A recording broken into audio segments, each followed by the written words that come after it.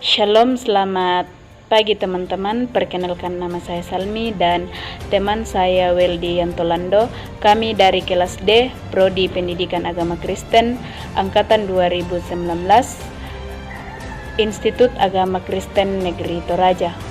Pada video kali ini kami akan membahas materi tentang latar belakang dan bentuk pengakuan gereja oleh Kekaisaran Romawi dari bidang mata kuliah Sejarah Gereja 1 yang diampu oleh Bapak Christian Eliezer Randalele MPDK.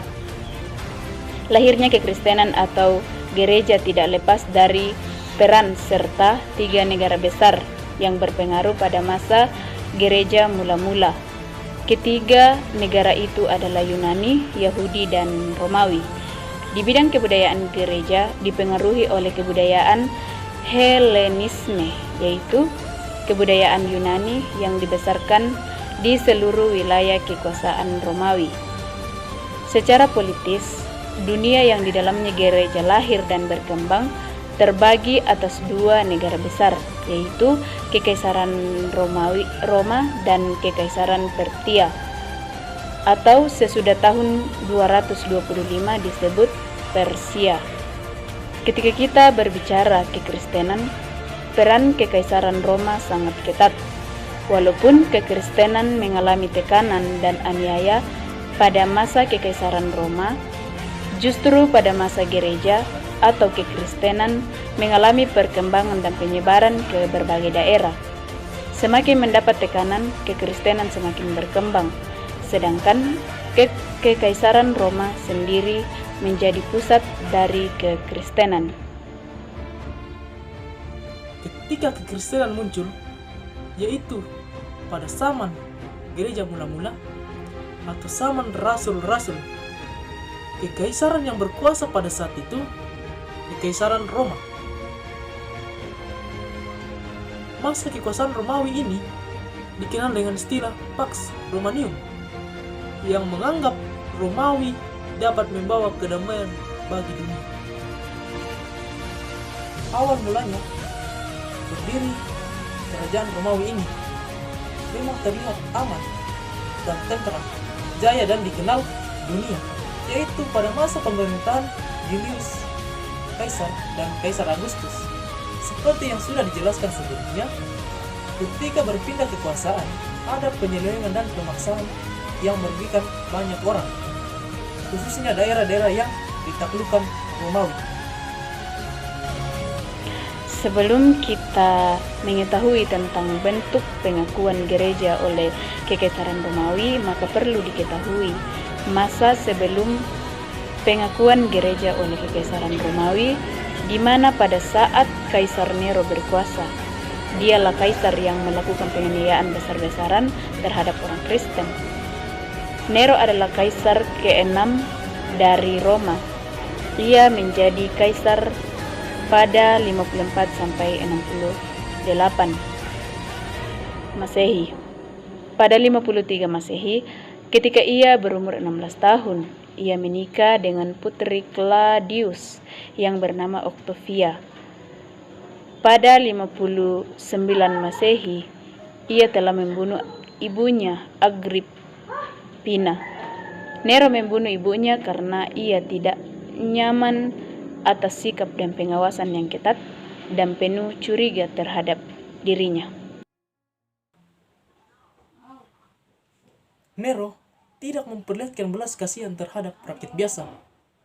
Dalam suatu percakapan jenderal, ada yang menutupi ungkapan, "Saat aku mati, biarlah api memakan bumi."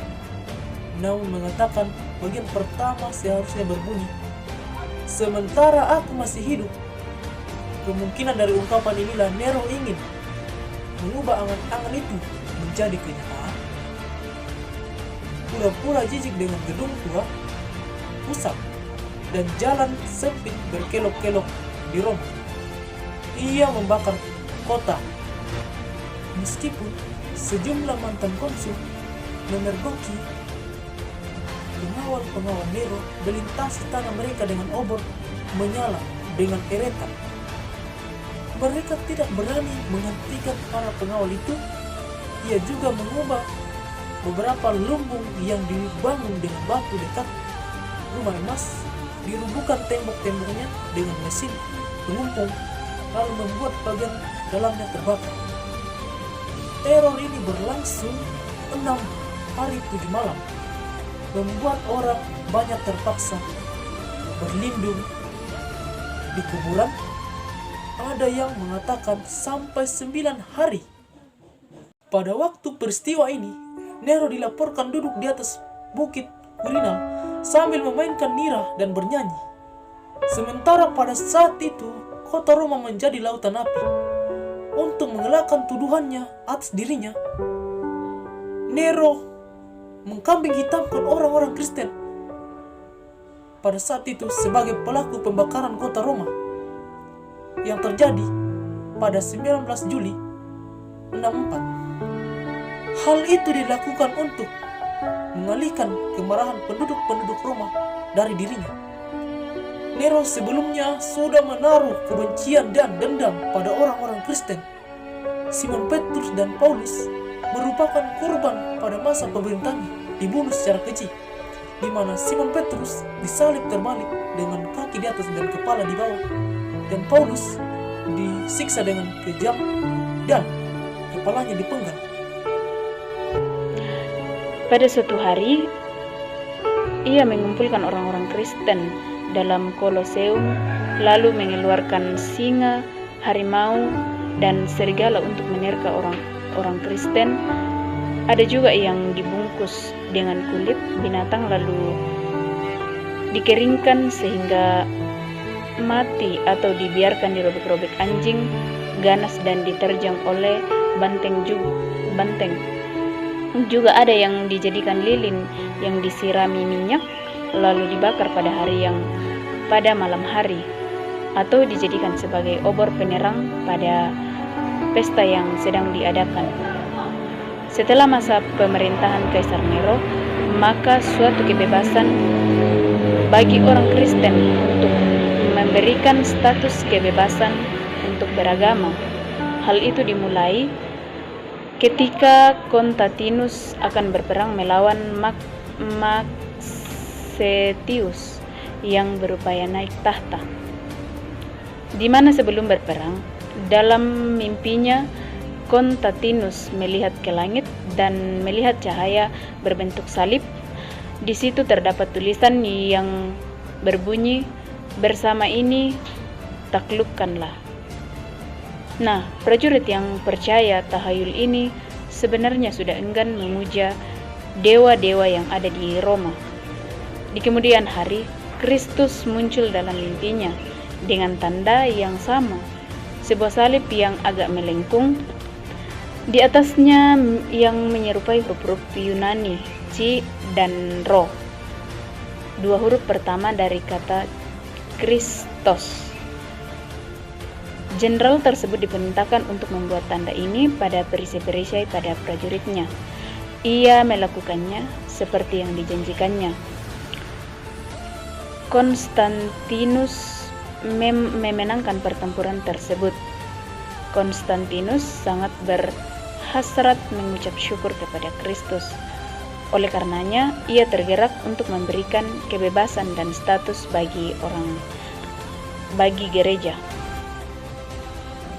Pada tahun 313, ia bersama-sama Licinus secara resmi mengeluarkan Edict Milani atau Edict of Milan yang menjamin kebebasan keseluruhan kekaisaran. Instruksi tersebut berbunyi, tujuan kita ialah untuk mengizinkan baik orang-orang Kristen maupun yang lain dengan bebas beribadah sesuai dengan kepercayaan masing-masing. Segera Konstantinus menaruh perhatian kepada gereja, memulihkan harta, menyumbangkan uang, mengendalikan kontroversi dengan kaum gratis, serta mengadakan konsili-konsili Nisea.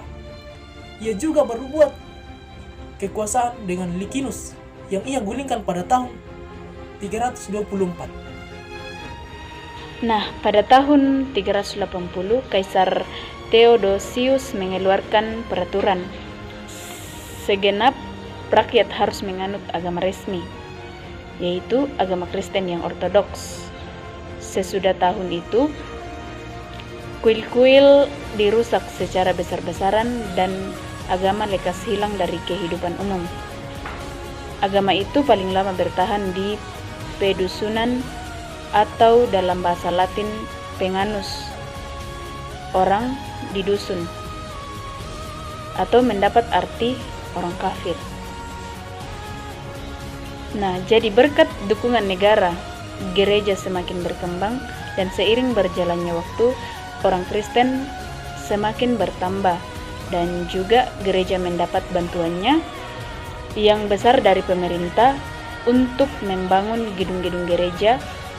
Gereja yang dulunya dianiaya dengan begitu kejam, kini mendapat kebebasan, bahkan pengakuan dari negara untuk menjadi agama resmi.